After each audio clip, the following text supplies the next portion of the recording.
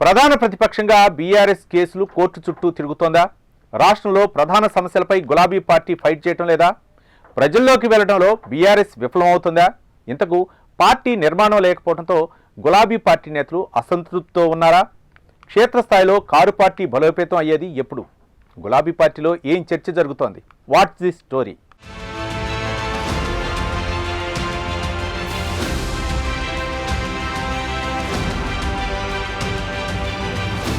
తెలంగాణలో అధికారం కోల్పోయిన బీఆర్ఎస్ ప్రధాన ప్రతిపక్షంగా క్షేత్రస్థాయిలోకి వెళ్లడం లేదనే చర్చ జరుగుతోంది. కేవలం కేసులు, కోర్టులు అంశంపైనే దృష్టి సారించింది.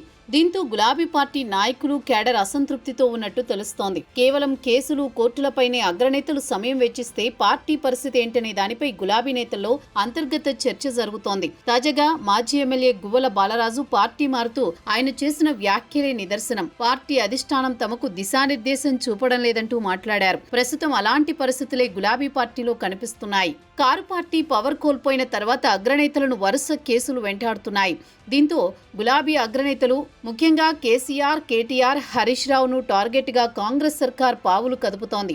దీంతో గులాబీ అగ్రనేతలు కోర్టులను ఆశ్రయించాల్సిన పరిస్థితి ఏర్పడింది. కాంగ్రెస్ అధికారంలోకి వచ్చిన తర్వాత మాజీ మంత్రి హరీష్ రావుపై పంజాగుట్ట పోలీస్ స్టేషన్లో ఫోన్ ట్యాపింగ్ కేసు నమోదైంది. దీంతో హరీష్ రావు హైకోర్టులో క్వాష్ పిటిషన్ దాఖలు చేశారు. చక్రధర్ గౌడ్ ఇచ్చిన ఫిర్యాదుతో నమోదైన కేసులో మాజీ మంత్రి హరీష్ రావుకు హైకోర్టులో అనుకూలమైన తీర్పు వచ్చింది. మరోవైపు బీఆర్ఎస్ వర్కింగ్ ప్రెసిడెంట్ కేటీఆర్ పై ఫార్ములా ఈ కార్ రేసులో ఏసీబీ కేసు నమోదు చేసింది.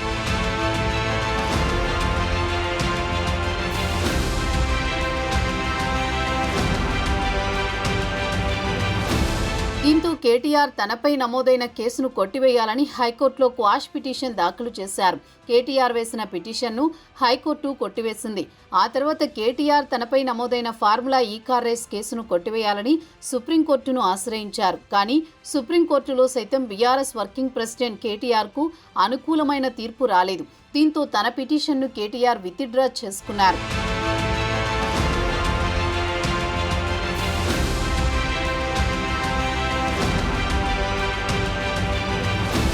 ఇదిలా ఉంటే బీఆర్ఎస్ అధినేత మాజీ సీఎం కేసీఆర్ సైతం కోర్టులను ఆశ్రయించాల్సిన పరిస్థితి వచ్చింది. కేసీఆర్ సీఎంగా ఉన్నప్పుడు ఛత్తీస్గఢ్ రాష్ట్ర ప్రభుత్వంతో చేసుకున్న విద్యుత్ ఒప్పందాలు, బీఆర్ఎస్ హయాంలో నిర్మించిన యాదాద్రి, భద్రాద్రి థర్మల్ పవర్ ప్లాంట్ల నిర్మాణంపై కాంగ్రెస్ ప్రభుత్వం కమిషన్ ఏర్పాటు చేసింది. జస్టిస్ ఎల్ నరసింహారెడ్డిని కమిషన్ చైర్మన్గా నియమించారు. దీంతో విచారణకు రావాలని కేసీఆర్కు కమిషన్ చైర్మన్ నోటీసులు ఇచ్చారు. దీంతో కేసీఆర్ లేఖ ద్వారా విద్యుత్ కమిషన్కు తన అభిప్రాయం చెప్పారు. ఆ తర్వాత విద్యుత్ కమిషన్ చైర్మన్ తనపై రాజకీయపరమైన ఆరోపణలు చేశారని ఆరోపిస్తూ కేసీఆర్ సుప్రీంకోర్టుకు వెళ్లారు. దీంతో విద్యుత్ కమిషన్ చైర్మన్ను తప్పించాలని సుప్రీంకోర్టు తీర్పు ఇచ్చింది. ఆ తర్వాత విద్యుత్ కమిషన్ చైర్మన్గా జస్టిస్ మదన్ బి లోకూర్ను రాష్ట్ర ప్రభుత్వం నియమించింది. బీఆర్ఎస్ హయాంలో నిర్మించిన కాళేశ్వరం ప్రాజెక్టు నిర్మాణంలో లోపాలు ఉన్నాయని కాంగ్రెస్ సర్కార్ జస్టిస్ పీసీ ఘోష్ను చైర్మన్గా కాళేశ్వరం కమిషన్ను ఏర్పాటు చేసింది. ఇక కాళేశ్వరం కమిషన్ మాజీ సీఎం కేసీఆర్, మాజీ మంత్రులు హరీష్ రావు, ఈటెల రాజేందర్కు నోటీసులు ఇచ్చింది. దీంతో జూన్ 6వ తేదీన మాజీ మంత్రి ఈటెల రాజేందర్, జూన్ 9న మాజీ మంత్రి హరీష్ రావు, జూన్ 11న మాజీ ముఖ్యమంత్రి కేసీఆర్ విచారణకు హాజరయ్యారు. ఇక జూలై 31వ తేదీతో కాళేశ్వరం కమిషన్ పదవీకాలం ముగిసింది. దీంతో రాష్ట్ర ప్రభుత్వానికి కమిషన్ చైర్మన్ నివేదిక అందజేశారు. దీంతో ప్రభుత్వం కాళేశ్వరం నివేదికపై అధికారులతో కమిటీ వేశారు. ఆ తర్వాత కేబినెట్ భేటీలో కాళేశ్వరం కమిషన్ నివేదికపై చర్చించారు. కమిషన్ నివేదికలో మాజీ సీఎం కేసీఆర్, మాజీ మంత్రులు హరీష్ రావు, ఈటెల రాజేందర్ అధికారులు బాధ్యులను చేస్తూ కమిషన్ నివేదిక ఇచ్చింది. దీంతో కాళేశ్వరం కమిషన్ నివేదికపై సుప్రీంకోర్టుకు వెళ్లాలని గులాబీ పార్టీ భావిస్తోంది. దీనిపై ఇప్పటికే న్యాయ నిపుణులతో హరీష్ రావు, వినోద్ కుమార్ చర్చించారు.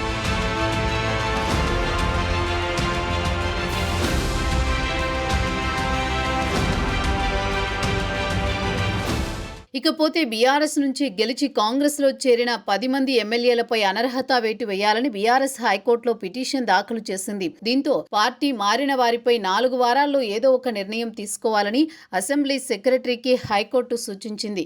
ఇదే అంశంపై బీఆర్ఎస్ సుప్రీంకోర్టును ఆశ్రయించింది. పార్టీ మారిన ఎమ్మెల్యేల విషయంలో 3 నెలల్లో నిర్ణయం తీసుకోవాలని అసెంబ్లీ స్పీకర్కు సుప్రీంకోర్టు డైరెక్షన్ ఇచ్చింది.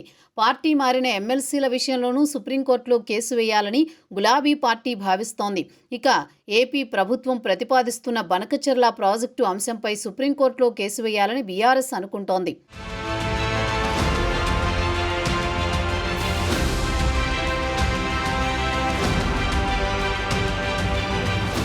కోర్టులు, కేసులు అంటూ ప్రతిపక్ష పార్టీగా నిర్మాణంపై దృష్టి సారించడం లేదు. దీంతో పార్టీపై ఫోకస్ పెట్టడం లేదని క్యాడర్ అసంతృప్తితో ఉంది. ఇక అధినేత కేసీఆర్ సైతం కేసులు, కోర్టులపైనే నేతలతో మంతనాలు చేస్తున్నారు. ఫామ్ హౌస్లో కేటీఆర్, హరీష్ రావు ముఖ్య నేతలతో భేటీ అవుతూ కేసులను ఏ విధంగా ఎదుర్కోవాలనే దానిపై చర్చిస్తున్నారు. ఇటీవల పార్టీ మారిన మాజీ ఎమ్మెల్యే గువ్వల బాలరాజు సైతం బీఆర్ఎస్ కేసులు, కోర్టులు, అరెస్టులపైనే దృష్టి పెట్టిందని కామెంట్స్ చేశారు. పార్టీలో నాయకులను, క్యాడర్ను పట్టించుకోవడం లేదని ఆరోపణలు చేశారు.